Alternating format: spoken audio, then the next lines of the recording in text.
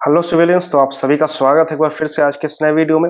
आज हम पढ़ेंगे स्ट्रेंथ ऑफ मटेरियल्स का 5th चैप्टर, जो कि थ्योरीज ऑफ इलास्टिक फेलियर। तो इलास्टिक फेलियर का क्या क्या थ्योरी है, ठीक है, उसको स्टडी करेंगे हम। तो इस चैप्टर में बेसिकली हम पढ़ेंगे क्या, जो कोई भी मटेरियल फेल करता है तो वो क्या होता है, उसका अलग अलग प्रॉपर्टी होता है, उसका अलग अलग स्ट्रेंथ होता है depending upon the type of loading. ठीक है, तो हम देखने की कोशिश करेंगे कि कौन सा मटेरियल कैसे फेल करता है। ठीक है, जब उसमें ज्यादा स्ट्रेस लगता है तब फील करेगा, ज्यादा स्ट्रेन लगेगा तब फील होगा। ठीक है, देखते हैं। Failure of material is so said to occur if it is stressed beyond the elastic limit और when permanent deformation takes place in it. तो किसी मटेरियल का जो फेलियर होता है, हम कब कहेंगे कि फेल हो गया? तब कहेंगे जब उस पर स्ट्रेस एक्ट हो रहा है, वह इलास्टिक लिमिट के बियॉन्ड लगने लगे, या उस पर कोई परमानेंट डिफॉर्मेशन हो जाए, तब कह देंगे कि ये जो मटेरियल है फेल हो चुका है। क्लियर है? वर्ड फेलियर का मतलब क्या हो गया? मीन्स आइदर फ्रैक्चर और permanent deformation due to the yielding of material. मतलब या तो फ्रैक्चर हो जाए या उसमें परमानेंट डिफॉर्मेशन आ जाए इस मटेरियल पे। And this cause of yielding of ductile material could possibly be different from the cause of fracture of brittle material। अब ये जो यील्डिंग का डक्टाइल मटेरियल का जो यील्डिंग का कारण होगा वो डिफरेंट हो सकता है from the cause of fracture of brittle material. तो ब्रिटल मटेरियल जिस कारण से फ्रैक्चर होगा या इल्ड करेगा, तो इल्ड तो नहीं करता है ब्रिटल मटेरियल। हमने पहले चैप्टर में पढ़ा था कि वो फ्रैक्चर करता है, तो उसका जो कॉर होगा, वो कॉज होगा, कारण होगा, वो डिफरेंट हो सकता है डक्टाइल मटेरियल के इल्डिंग का। ठीक है, सेम लोडिंग कंडीशन में। तो various criteria and theories of failure have been proposed to study the failure. इस फेलियर को समझने के लिए बहुत सारा थ्योरीज ऑफ फेलियर चला गया, मतलब स्टडी प्रपोज किया गया। ठीक है, the factor responsible for failure depends on many factor, बहुत सारे फैक्टर पे, जैसे कि टाइप ऑफ लोडिंग हो गया, type of loading, nature, properties of material, shape, the temperature of the member. ठीक है,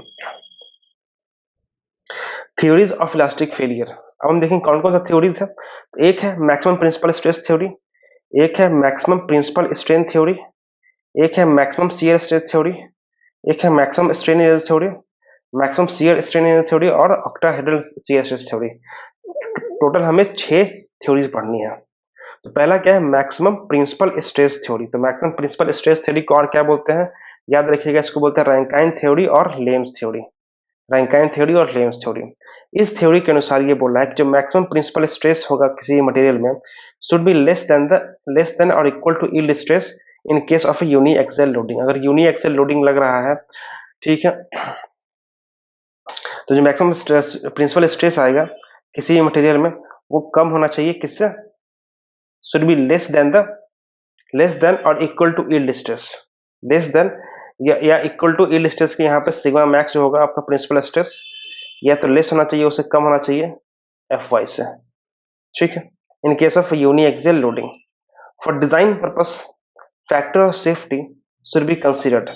डिजाइन पर्पस के लिए क्या होता है, फैक्टर ऑफ सेफ्टी हम जरूरी होता है। तो इस केस में जो सिग्मा आएगा डिजाइन करेंगे तो क्या होगा? F Y upon F O S हम लगा के इसको डिजाइन कर देंगे। ये डिजाइन लोड आ गया, ये सिग्मा मैक्सिमम होना चाहिए। The material will fail if the coordinates of the point will fall outside the failure envelope. Material fail कब करेगा? जब किसी भी कोऑर्डिनेट जो है, किसी भी पॉइंट का कोऑर्डिनेट वो इस फेलियर एनवेलप के बाहर लाई करेगा। इस पॉइंट पे है तो नो यील्डिंग होगा, इसके बाहर लाई करेगा तो फेल कर जाएगा। This theory gives safe results for brittle materials and is suitable for them. तो ये जो थ्योरी है मैक्सिमम प्रिंसिपल स्ट्रेस थ्योरी, ये किसके लिए बढ़िया रिजल्ट देगा? ये रिजल्ट देगा आपको इसके लिए, तो ब्रिटल मटेरियल के लिए देगा और उसी के लिए सुटेबल होगा। Does not hold good for ductile material. तो डक्टाइल मटेरियल के लिए ये होल्ड नहीं करेगा। Not suitable in case of hydrostatic load, जहां पर अगर हाइड्रोस्टैटिक लोड लग रहा है तो वहां भी ये वाला थ्योरी काम नहीं करेगा। Does not hold good for pure shear case. अगर प्योर शियर केस है नहीं काम करेगा, because in pure shear case as per maximum principal stress theory tau is equal to F Y. Tau आएगा वो एफ वाई के बराबर होगा, but in actual for ductile material under pure shear strength should not exceed F Y root 3। ठीक है, तो ये सिर्फ और सिर्फ ब्रिटल मटेरियल के काम करेगा। The below figure square represents the graphical representation of the maximum principal stress theory. तो जो बिलो फिगर है वो क्या रिप्रेजेंट कर रहा है? The graphical representation of the maximum principal stress theory. तो मैक्सिमम प्रिंसिपल स्ट्रेस थ्योरी का जो ग्राफिकल रिप्रेजेंटेशन होता है ये आपका होता है रेक्टेंगुलर, याद रखिएगा, ठीक है। जो दूसरा थ्योरी है वो है आपका मैक्सिमम प्रिंसिपल स्ट्रेन थ्योरी, वो था मैक्सिमम प्रिंसिपल स्ट्रेस थ्योरी, ये है मैक्सिमम प्रिंसिपल स्ट्रेन थ्योरी। इसको बोलते हैं सेंट वेनेंस थ्योरी भी कहते हैं, ठीक है। इस थ्योरी के अनुसार maximum principal strain in a material should be less than और equal to the yield strain in case of uniaxial loading.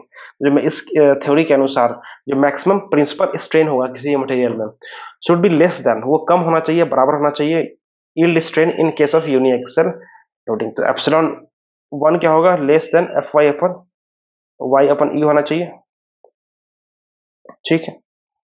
तो स्ट्रेन निकालेंगे तो क्या होगा, sigma one minus mu sigma two minus mu sigma three upon E, ठीक है।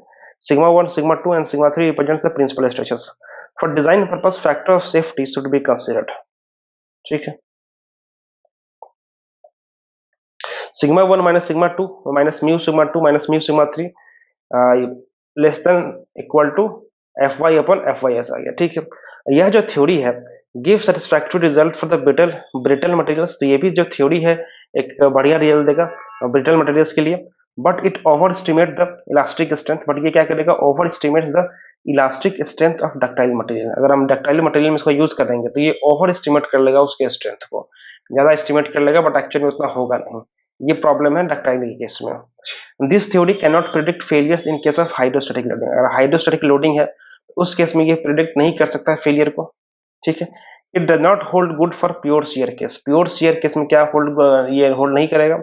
और बात करें प्योर शियर केस में तो सिग्मा वन इक्वल टाउ आ जाएगा, सिग्मा टाउ माइनस टाउ आ गया, tau minus mu tau should be less than F Y, तो tau should be less than equal to F Y upon one plus mu होना चाहिए। अगर बात करते हैं ग्राफिकल रिप्रेजेंटेशन जो कि रोम्बस फॉर्म करेगा, this theory is shown below, ठीक है। जो नेक्स्ट थ्योरी है आपका मैक्सिमम शियर स्ट्रेस थ्योरी, कौन सा theory, maximum shear stress theory. इसको हम बोलते हैं गेस्ट थ्योरी भी बोलते हैं, क्या बोलते हैं, गेस्ट थ्योरी भी बोलते हैं। As per this theory maximum shear stress should be less than, जो मैक्सिमम शियर स्ट्रेस होना चाहिए वो लेस देन होना चाहिए या इक्वल होना चाहिए to the maximum shear stress at yield point. Yield point पे जो मैक्सिमम शियर स्ट्रेस होगा उसके बराबर होना चाहिए under uniaxial loading, uniaxial loading क्या, ठीक है। Tau max is equal to should be less than equal to F Y upon two होना चाहिए। डिजाइन पर्पस में लगा देंगे फैक्टर ऑफ सेफ्टी, ठीक है। और जो मैक्सिमम शियर स्ट्रेस वाला होगा ये आपका होगा डक्टाइल मटेरियल के लिए, बहुत ही फेयरली जस्टिफाइड है। It does not hold good for brittle material, तो ये जो है ब्रिटल मटेरियल के लिए होल्ड नहीं करेगा। And this theory gives over safe result in case of pure shear case, अगर प्योर शियर केस में क्या होगा, ओवर सेफ रिजल्ट दे देगा। Hence it is also called the conservative theory, इसलिए कंजर्वेटिव थ्योरी भी इसको बोला जाएगा। In case of hydrostatic loading since the maximum shear stress at all planes is zero, जो मैक्सिमम शियर स्ट्रेस होगा all planes पे वो क्या होगा, जीरो होगा। And this theory can not predict the failure and has not suitable, तो ये जो थ्योरी है फेलियर को प्रिडिक्ट नहीं कर सकता इसलिए सुटेबल नहीं है हाइड्रोस्टैटिक लोडिंग केस में भी। द ग्राफिकल रिप्रेजेंटेशन कैसा होगा, यहाँ पे आपका होगा हेक्सागन, यहाँ पे दिख भी सकता है, ठीक है। जो आपका फोर्थ थ्योरी है वो है मैक्सिमम स्ट्रेन एनर्जी थ्योरी, तो इसको और क्या बोलते हैं, बेल्ट्रामी हेग्स थ्योरी, बेल्ट्रामी हेग्स थ्योरी बोलेंगे। और इस थ्योरी के अनुसार for no failure the maximum strain energy per unit volume, जो मैक्सिमम स्ट्रेन एनर्जी होगा per unit volume should be less than, less होना चाहिए और equal to strain energy per unit volume, एक वॉल्यूम में एक यूनिट वॉल्यूम में कितना स्ट्रेन एनर्जी होगा आपका यील्डिंग पॉइंट पे उससे कम होना चाहिए आपका strain energy per unit volume. तो U should be less than equal to F Y square upon two ही होगा। अगर हम टोटल स्ट्रेन एनर्जी निकाले पर यूनिट वॉल्यूम तो क्या होगा, half sigma one epsilon one plus half sigma two epsilon two plus half sigma three epsilon three, ठीक है। तो यहाँ पे इसको हम पुट करेंगे epsilon one epsilon two epsilon three को, तो ये आ जाएगा, ये वैल्यू आ जाएगा one by two E into sigma one square plus sigma two square plus sigma three square minus two mu sigma one sigma two plus sigma two sigma three plus sigma three sigma one, ठीक है। Sigma one sigma two sigma three क्या है, ये सब principal stresses है। Epsilon one two three क्या है, सब प्रिंसिपल स्ट्रेंस है, ठीक है। अगर यूनी एक्सियल लोडिंग केस में क्या होगा, F Y square upon two E, तो इसको हम दोनों को इक्वेट करेंगे, तो इक्वेट करने पे टू ई दोनों तरफ से कैंसिल हो जाएगा, तो ये आपका ये वैल्यू आ जाएगा डिजाइन पर्पस के लिए क्या करेंगे, एफ वाई में नीचे एफ ओ से लगा देंगे, फैक्टर ऑफ सेफ्टी। 2D के केस में क्या करेंगे, सिग्मा 3 जीरो कर देंगे, सिग्मा 3 यहाँ पे जीरो कर दिया, ठीक है। तो sigma 1 square plus sigma 2 square minus 2 mu sigma 1 sigma 2 less be less equal to F Y square, ठीक है। This theory gives unsafe result for brittle material. अगर ब्रिटल मटेरियल है तो इसके लिए अनसेफ रिजल्ट देगा ये जो स्ट्रेस होगा। तो इसका इस्तेमाल कहाँ करेंगे, हम इसका इस्तेमाल करेंगे डक्टाइल मटेरियल्स के केस में, ठीक है। It can be use in case of hydrostatic loading. तो इसका इस्तेमाल कहाँ करेंगे, हाइड्रोस्टैटिक लोडिंग के केस में यूज करेंगे। और प्योर शियर, प्योर शियर में बात करें तो सिग्मा 1 इक्वल टाउ टाउ हो जाएगा, ठीक है। Sigma 2 equal to minus tau हो जाएगा, ठीक है। Tau square plus tau square minus 2 mu tau square less than equal to F Y square, ठीक है। तो ये आपको दिया हुआ है, but we know that tau should be less than और equal to F Y by root 3, इसलिए प्योर शेयर के केस में यह काम नहीं करेगा। अगर बात करें ग्राफिकल रिप्रेजेंटेशन की, तो आपका देख सकते हैं यहाँ पे इस तरह का आपका ग्राफिकल फिगर इसका बनेगा। चलिए आगे बढ़ते हैं। जो नेक्स्ट है हमारा maximum shear strain energy theory, इसको और क्या बोलते हैं, इसको बोलते हैं डिस्टॉर्शन एनर्जी थ्योरी भी बोलेंगे, या हबर हेंस्की वॉन मिसेस थ्योरी भी बोलेंगे। Maximum shear strain energy theory है, ठीक है। वो था मैक्सिमम स्ट्रेन एनर्जी थ्योरी से पहले वाला, ये है शियर स्ट्रेन एनर्जी थ्योरी। इस थ्योरी के अनुसार फेलियर के लिए जो maximum shear strain energy per unit volume ये कम होना चाहिए आपका shear strain energy per unit volume at yielding. तो U S should be less than equal to F Y square upon 6g होना चाहिए। फॉर डिजाइन पर्पस की बात करें तो यहाँ पे हम एफ वाई के नीचे एफ एस लगा देंगे। There is change in volume due to application of normal stress. जब भी हम नॉर्मल स्ट्रेस लगाते हैं तो क्या होता है, उसका वॉल्यूम चेंज करेगा, but there is no change in volume due to application of shear stress. लेकिन शियर स्ट्रेस के एप्लीकेशन के बाद कोई वॉल्यूम चेंज नहीं आता है। इट ओनली कॉजेज डिस्टॉर्शन, वो क्या करेगा, सिर्फ डिस्टॉर्ट करेगा। Hence, out of total strain energy, if strain energy due to the volumetric strain is subtracted, we get strain energy due to distortion, ठीक है। अगर हम टोटल स्ट्रेन एनर्जी से strain energy due to volumetric strain subtract कर दें, we get strain energy due to distortions, ठीक। तो volumetric strain energy is equal to half into volumetric stress into volumetric strain, half into sigma 1 plus sigma 2 plus sigma 3 by 3, ठीक है। ये आप formula आ जाएगा, इसको सॉल्व करेंगे तो